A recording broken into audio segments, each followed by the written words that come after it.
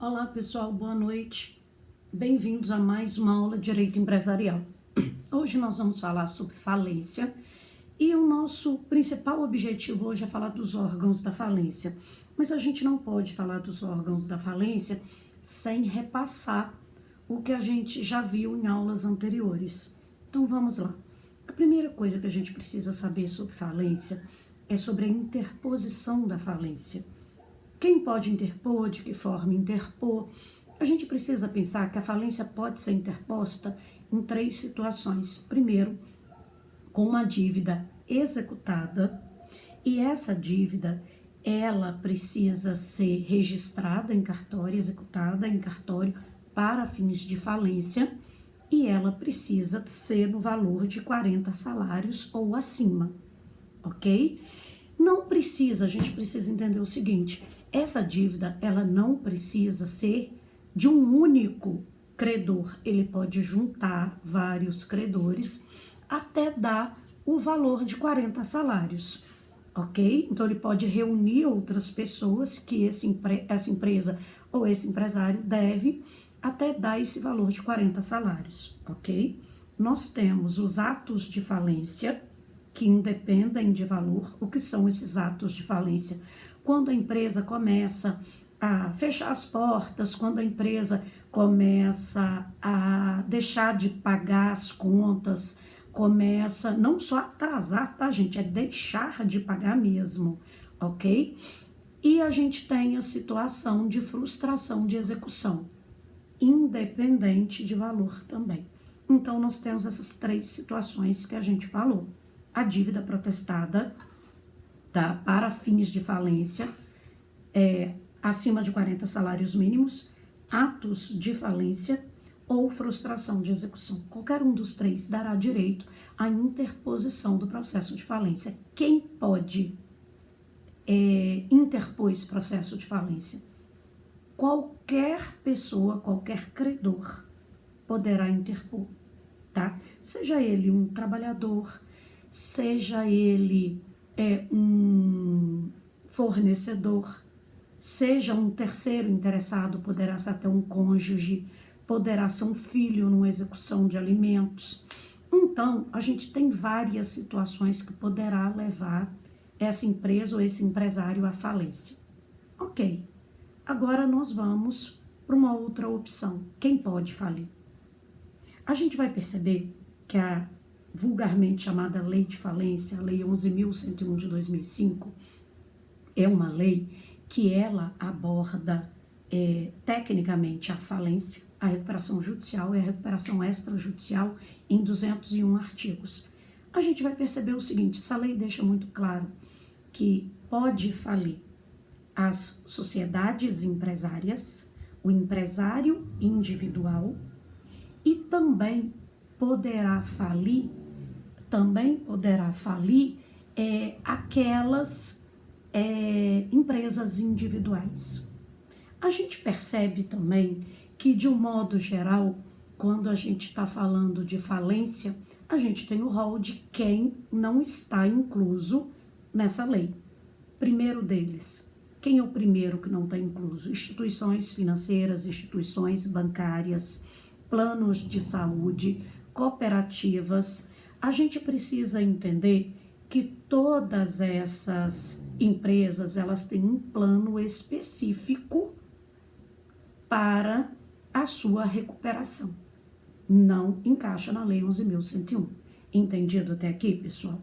Outra coisa que a gente precisa pensar é o seguinte: ok, se eu já sei quais são as situações que levam a falir, quem pode falir, eu sei quem está fora dessa lei, eu preciso entender quais são as pessoas que poderão interpor o processo e como ele se inicia. Como vocês viram lá no processo civil, a gente vai perceber que a ação, ela vai se iniciar com a petição inicial. Essa petição inicial, ela tem que trazer uma dessas 3 situações que eu coloquei para vocês, que são os requisitos que o juiz irá apreciar no momento do saneamento do processo, ok? o juiz saneou o processo, viu que as condições da ação estão presentes, o que ele vai fazer? Citar a parte contrária.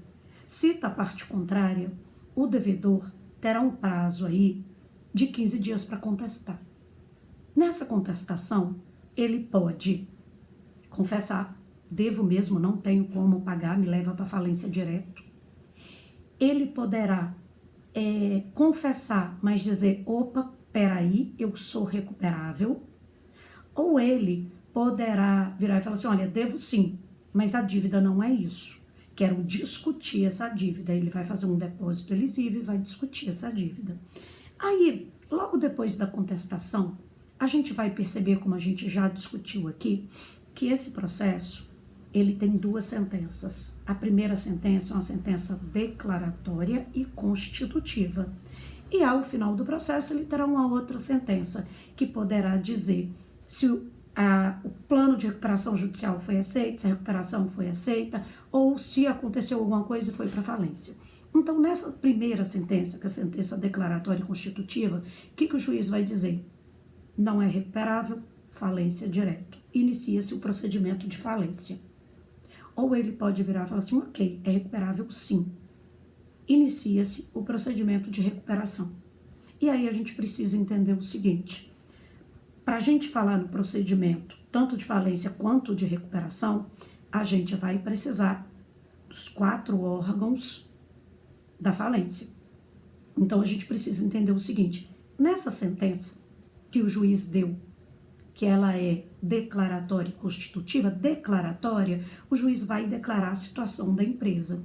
E constitutiva, ele vai constituir como que ele quer resolver a situação da empresa. Como assim? Nessa decisão, o juiz tem que nomear o administrador judicial.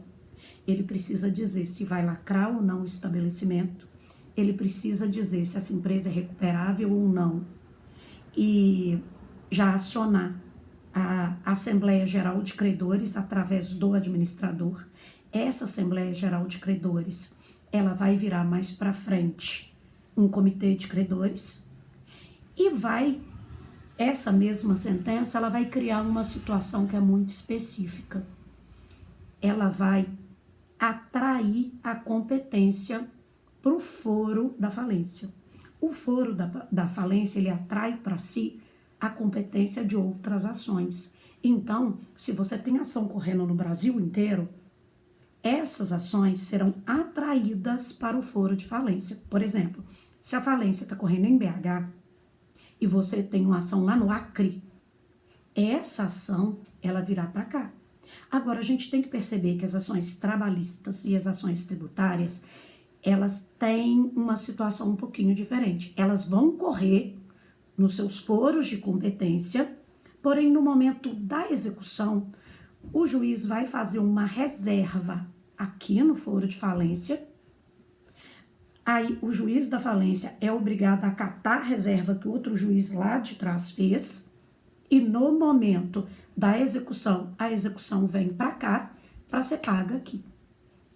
Ok, pessoal? Outra coisa que a gente precisa entender é o seguinte, essa mesma sentença, ela vai declarar, inclusive, se num dado momento houve alguma fraude, se esse empresário, esse sócio, ele deixou de prestar informações, que a gente vai ver que essa ausência de prestação de informações, ela causa, inclusive, além de sobrestamento do processo, uma dor de cabeça danada, ela pode levar os sócios ou o empresário à prisão preventiva. A gente percebe que num dado momento, essa decisão, que ela é constitutiva e declaratória, olha a quantidade de coisa que ela constitui, ok? Ela declara a situação da empresa, se é falência ou recuperação, e constitui várias outras situações que irão determinar a continuidade desse procedimento, se ele será via falência ou via recuperação. Ok, pessoal? Outra coisa que a gente precisa saber é o seguinte, já que a sentença trouxe tudo isso, a sentença precisa dizer também o seguinte, qual o plano que será interessante para essa recuperação, para que o devedor, tá, o falido, ele possa apresentar. O juiz vai dizer se essa empresa vai continuar aberta ou não. E aí, tudo isso vai depender do trabalho do primeiro órgão da falência, que é o administrador judicial. O administrador judicial é uma pessoa idônea. Ele pode ser contador, advogado, economista, administrador. A gente percebe que esse profissional, ele tem impedimentos para exercer o cargo. Os impedimentos são os impedimentos legais. Não ser parente até terceiro grau de nenhuma das partes, nem do juiz, nem do pessoal do comitê de credores da Assembleia, nem do falido. A gente vai perceber que ele não pode ser amigo íntimo, inimigo, e ele não pode ter aqueles parentescos indiretos, como, por exemplo, não é parentesco de família, mas é padrinho do filho de alguém. Então, isso também não pode. Ok, pessoal? Então, a gente vai perceber o seguinte: o administrador judicial, ele é escolhido, nomeado pelo juiz, mas ele não administra a falência. O processo em si, não. Ele é responsável por atuar em várias situações do processo, mas em momento nenhum ele vai administrar o processo. A administração do processo de falência fica a cargo do Ministério Público e fica a cargo, inclusive, do juiz, obviamente. A gente vai perceber também que esse administrador judicial, ele é responsável por prestar contas, e ele também, gente, a gente vai perceber que a primeira coisa que a gente precisa saber a respeito desse cara é que ele irá convocar a Assembleia Geral de Credores por ordem do juiz. E aí nós vamos falar da Assembleia daqui a pouquinho.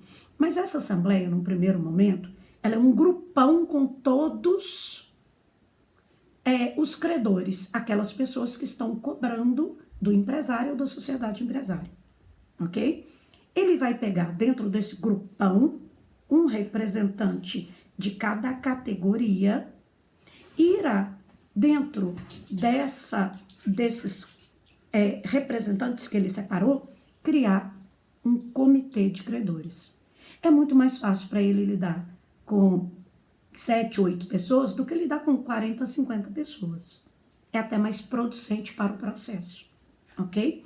E a gente vai perceber que o administrador judicial, como eu disse para vocês, ele pode administrar a empresa por ordem do juiz, ou o juiz poderá manter o administrador que já existe na empresa, continuando com a atividade sob supervisão do administrador judicial, ou ele poderá contratar outro administrador.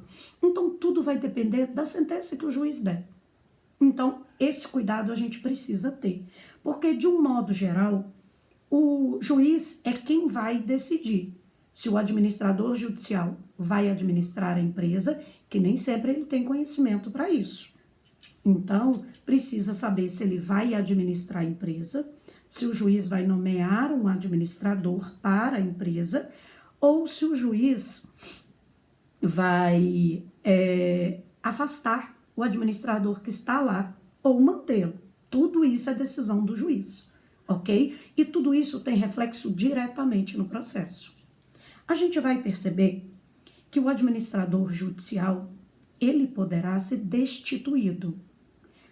A nomeação dele é por ato do juiz, mas a destituição poderá ser feita a pedido do Ministério Público de forma fundamentada, poderá ser feita pelo próprio comitê de credores de forma fundamentada, ou ele poderá pedir a sua própria destituição. Ok, até aqui, pessoal?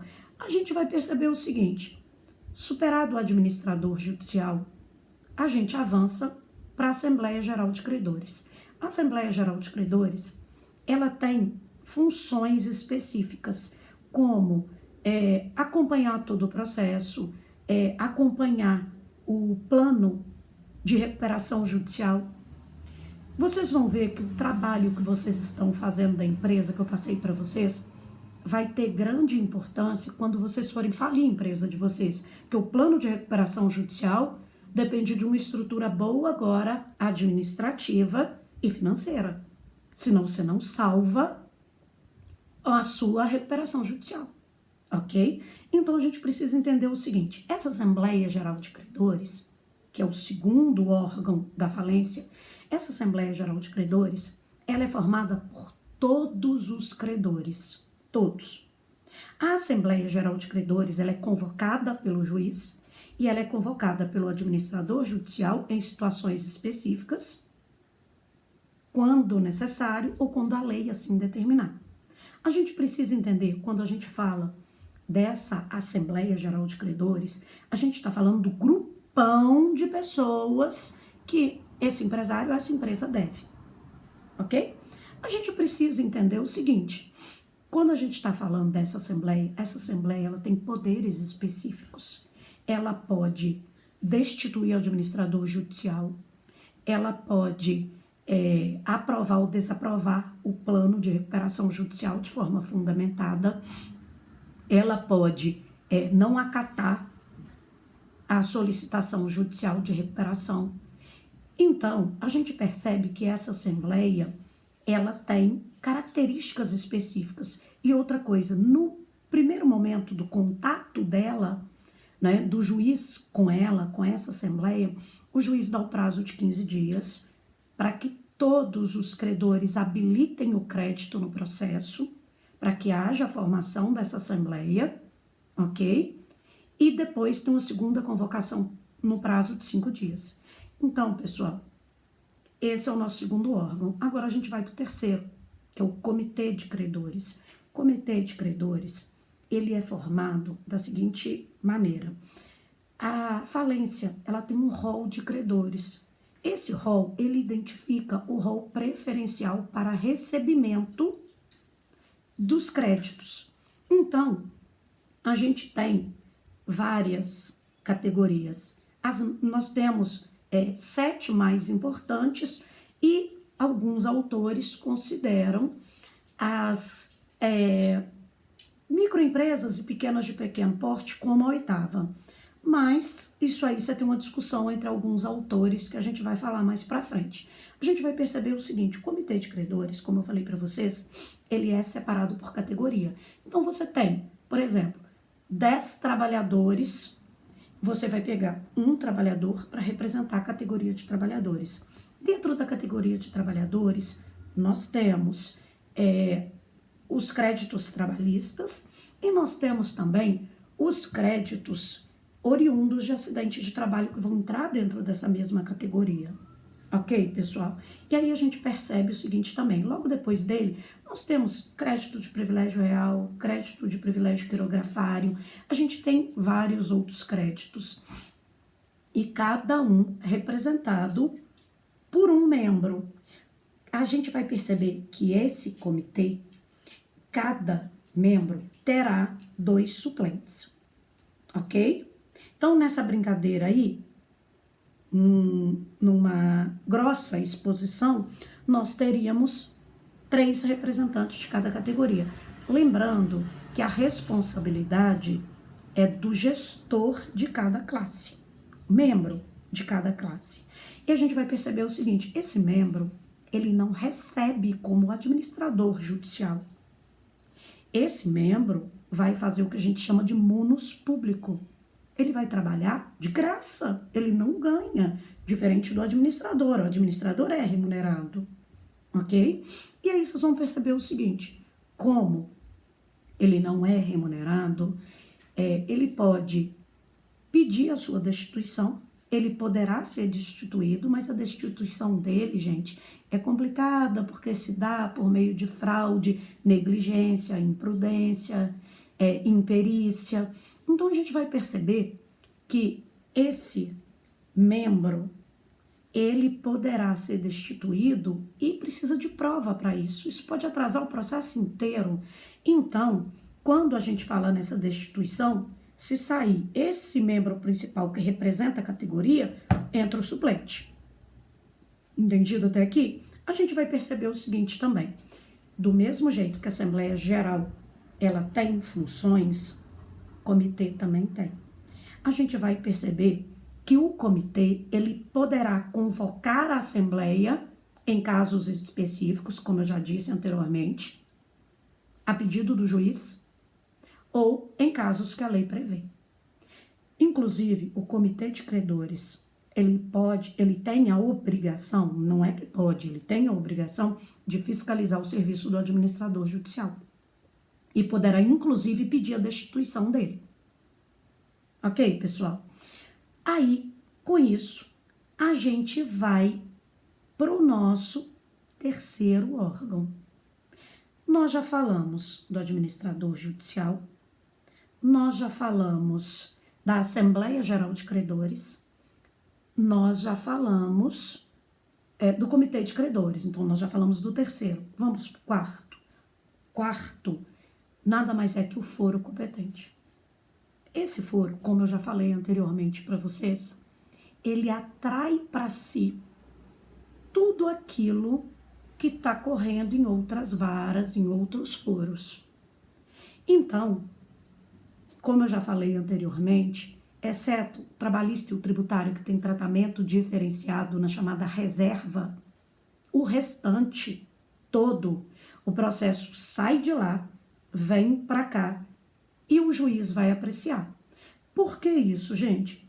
É uma garantia jurisdicional, porque você pode ter uma decisão lá no Acre, São Paulo, Rio de Janeiro, decisões diferentes, e aí quando chegar aqui, o juiz daqui não acata.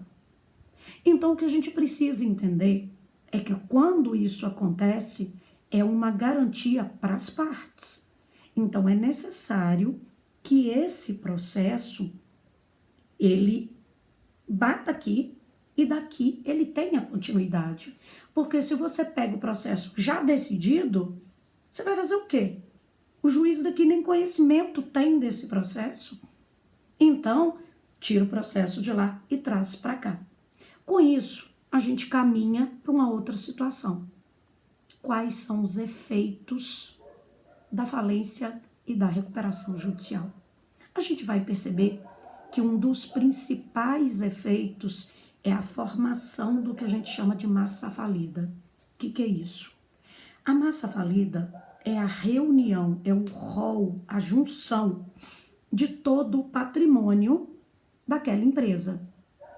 Quando for apresentar o plano de recuperação judicial, o devedor precisa apresentar para o juiz, virar para o juiz e falar assim: excelência, eu tenho isso de patrimônio, eu tenho isso de dinheiro, eu tenho isso de dívida, estou provando por A mais B que eu sou recuperável. Então, quando a gente fala em massa falida, é o rol de patrimônio que irá garantir no caso de uma execução. Então, um dos efeitos principais da falência é a formação da massa falida, ok? Qual que é o outro efeito no caso da recuperação judicial? A gente vai perceber que no caso da recuperação, nós temos a transparência. Porque o que acontece nessa transparência? O administrador judicial precisa solicitar à Receita Federal uma colocação no assento civil da empresa. O que é isso? Vai colocar lá no CNPJ da empresa que aquela empresa está sofrendo recuperação judicial ou que aquela empresa está em sede de falência. Por que isso? Qual que é a necessidade disso? Para que isso?